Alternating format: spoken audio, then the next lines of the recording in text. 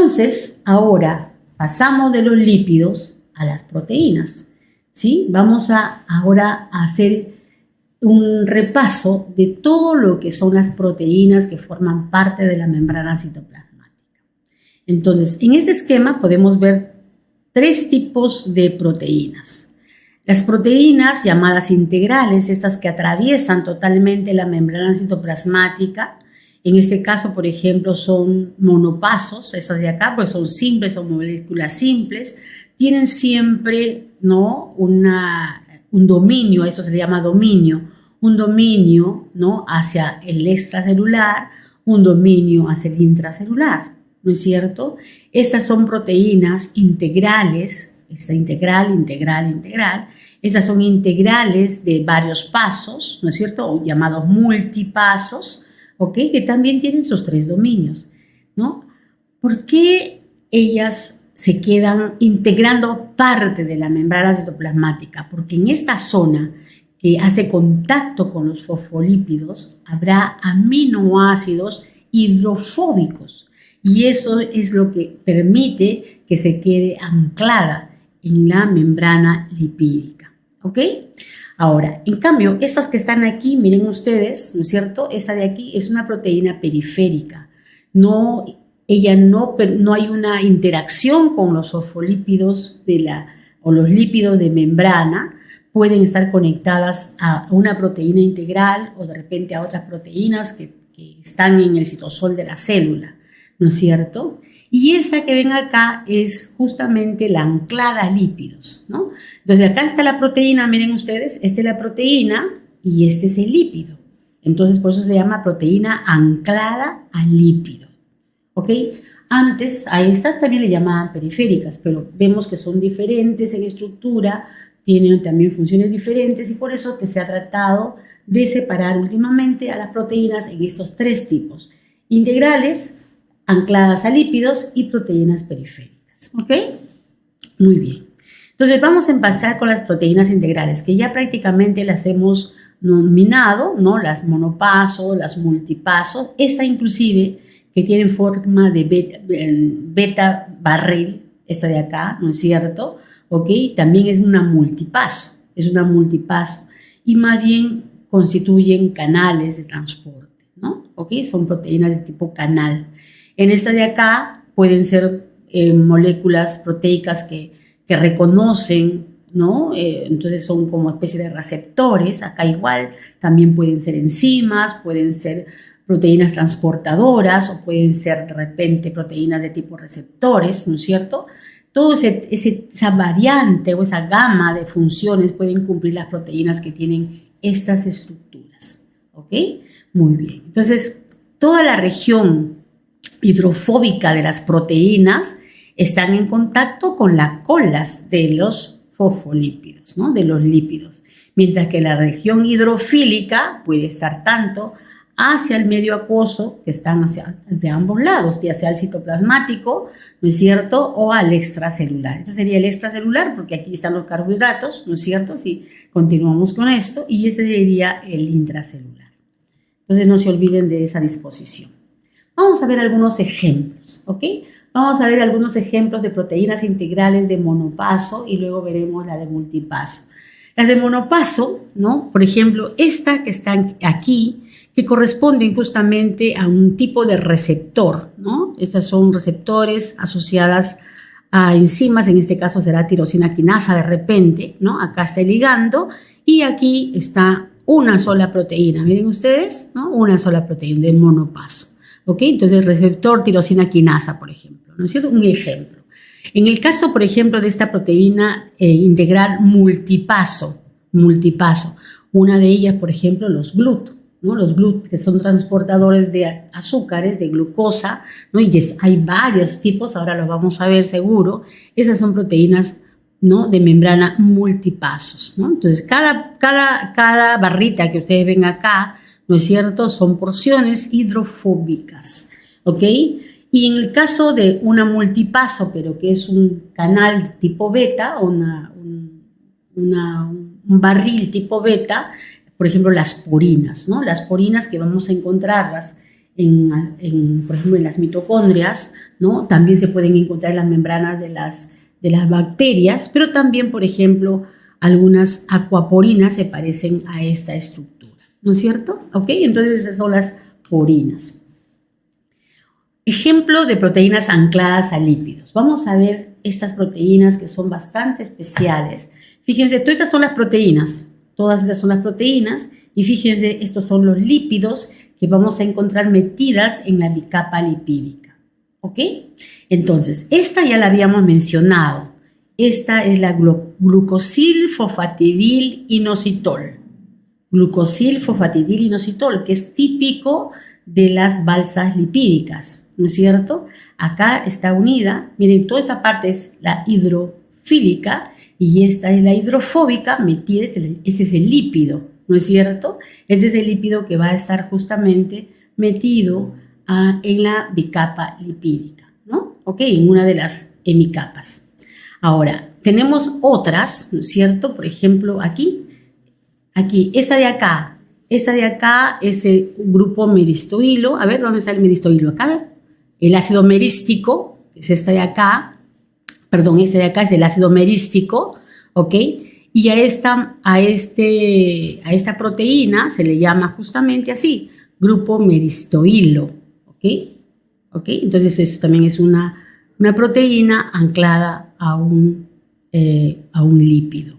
Esta de acá es ácido palmítico, todo esto es ácido palmítico y aquí tenemos la proteína unida justamente a este ácido palmítico, ¿ok? Entonces sería un grupo palmitoilo. Y aquí este es un farnesil, también grupo farnesilo, ¿no es cierto? Estos son todos los lípidos, ¿no? Y ese de aquí es el geranilo, ¿no es cierto? Que va a permitir que esta proteína se una. Miren, todo esto es la proteína, todo esto es el lípido y estas son las proteínas, ¿no? Por eso se llaman proteínas ancladas a lípidos. Y lo que las hace diferente es el tipo de lípido que une a la proteína. ¿Ok? Muy bien. Bien, ese tipo de proteína lo vamos a ver sobre todo cuando hablemos de receptores. Ahí vamos a hablar un poquito de ella. Ahora, proteínas periféricas o extrínsecas también se llaman, porque entonces las intrínsecas serán las integrales, ¿no es cierto? ¿Ok? También están unidas, ¿no es cierto?, de alguna manera relacionadas con la membrana, pero con enlaces electrostáticos débiles. Generalmente, ¿no es cierto?, van a unirse algunas proteínas, como en este caso las integrales, miren ustedes acá, son proteínas que van a dar soporte estructural a la membrana y, por supuesto, van a servir de anclaje a otras moléculas que pueden estar, ya sea, ¿no es cierto?, en la parte interna, como el citoesqueleto, por ejemplo, ¿no? Vamos a hablar un poquito más de ellas más adelante, ¿ok? Entonces, algunas proteínas periféricas van a servir de anclaje a otras proteínas que están hacia el lado del citosol, ¿no? Algunas moléculas de estas proteínas periféricas pueden actuar como enzimas o cubiertas especializadas o factores de transmisión de señales. ¿Okay? Entonces, todo eso son las funciones que tienen estas proteínas llamadas periféricas o también llamadas extrínsecas. Como ejemplo de todo esto de que hemos visto de proteínas, ¿no es cierto?, vamos a hablar cómo está conformada la membrana celular del eritrocito. Como yo les dije en un inicio, es una de las membranas más estudiadas, ¿no es cierto? ¿Ok? Y aquí, por ejemplo, ¿qué es lo que tenemos? Proteínas integrales. Esta proteína de acá, ¿no es cierto?, que es una glucoforina. Estas son glucoforinas, ¿no es cierto?, se han borrado un poco los carbohidratos, pero aquí tiene residuos de carbohidratos. Ese tipo de proteína integral con estas glucoforinas, con estos carbohidratos, es lo que permite justamente el reconocimiento de los diferentes tipos de sangre, ¿no? Cuando hablamos del sistema ABO, ¿no? Porque justamente estos residuos de carbohidrato van a ser diferentes en el A, en el B, en el 0, ¿no es cierto? ¿Ok? Esos detalles lo veremos quizá más adelante, pero aquí es lo que quiero que entiendan. Por ejemplo, esta de acá en banda 3, esta proteína, esta es otra proteína, se llama banda 3, ¿no es cierto? Esa banda 3 es una proteína que va a estar responsable del paso de iones de bicarbonato y de cloro a través justamente de la membrana citoplasmática, ¿no? Del eritrocito. Recuerden que justamente el bicarbonato y el cloro son muy importantes para la función justamente de estos eritrocitos, es banda 3. Entonces, esas serían, ¿no es cierto?, las proteínas integrales. ¿Y cuáles son las periféricas, esas que están acá? Por ejemplo, la espectrina, esta molécula que tiene dos subunidades, ¿no es cierto?, que están coloreadas de diferentes colores, la alfa y la beta, ¿no es cierto? Esta es la espectrina. La espectrina es parte del citoesqueleto de la membrana citoplasmática de los eritrocitos. Es de la que le permite al eritrocito mantener su forma, ¿ok? Pero esta, a su vez, está asociada a otras proteínas, ¿no es cierto? Como por ejemplo la de 4.2, este se llama 4.2, ¿ok? Estas redonditas de acá, ¿no es cierto? Esta redondita de acá que está uniendo, esta está uniendo a la glucoforina, pero la que se une en la banda 3 es justamente una proteína llamada anquirina, ¿ok? Aquí parece que se han borrado algunos nombres, pero eso de acá, ¿no? No sé si lo puedo escribir con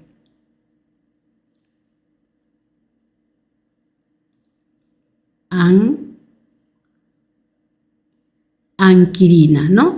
Anquirina o ancirina también si ustedes quieren llamar, ¿ok? Entonces esas son las dos proteínas integrales y ven ustedes cómo se asocian todas estas proteínas que ven acá, estas redonditas, la de 4.2, la anquirina, ¿no es cierto? Esta de 4.1, inclusive este filamento de